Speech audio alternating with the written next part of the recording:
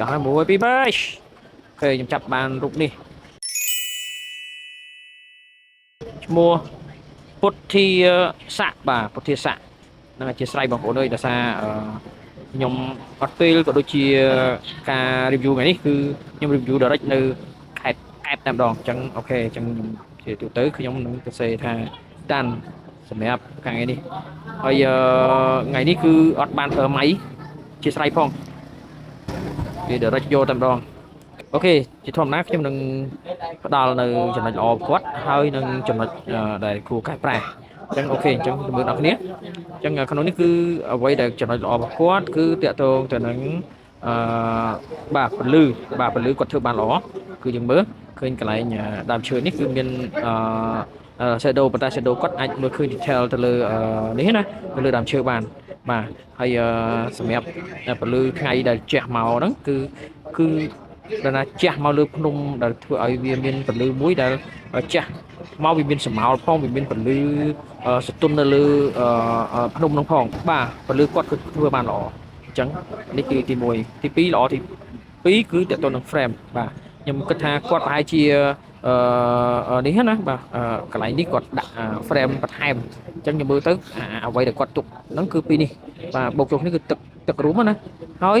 តបមកយើងមើលខាងលើនេះគឺស្មើគ្នាដែរអញ្ចឹងអានេះហើយនឹងអានេះខ្ញុំគិតថាគាត់ធ្វើបានល្អស្មើគ្នាអញ្ចឹង frame គាត់ធ្វើបានល្អហើយមួយទៀតតកតងទៅនឹង balance បាទគឺស្មើមកបាទយើងមើលពកនេះគឺស្មើមកខាងលើនេះហើយនឹងបន្ទាត់ខាងក្រោមនេះណាអញ្ចឹងគឺគាត់ធ្វើបានស្មើបានល្អហើយភ្នំគាត់មានសងខាងបានល្អដែរអានេះហើយគាត់សំខាន់នេះចំណុចកណ្ដាលនេះអាហ្នឹងគឺនៅចំកណ្ដាលអញ្ចឹងវាមាន layer ភ្នំអញ្ចឹងចំណុចកណ្ដាលអញ្ចឹងទៅអញ្ចឹងគាត់ធ្វើបានល្អសម្រាប់ទី2គឺទៅលើ balance ទី3គឺតកតង layer បាទ layer ឃើញទេយើងគាត់ layer បានច្រើនណាស់គាត់ layer ទឹក layer mid ground នេះគឺដើមឈើទៅមកភ្នំ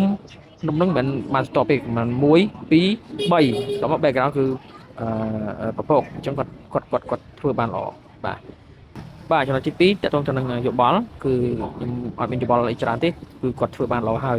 អញ្ចឹងបាទរូបនេះគឺគាត់ break the rule បាទគាត់មាន rule author ឬក៏អីទេគឺគាត់ break the rule បានថា break the rule ប៉ុន្តែគាត់យល់អំពី balance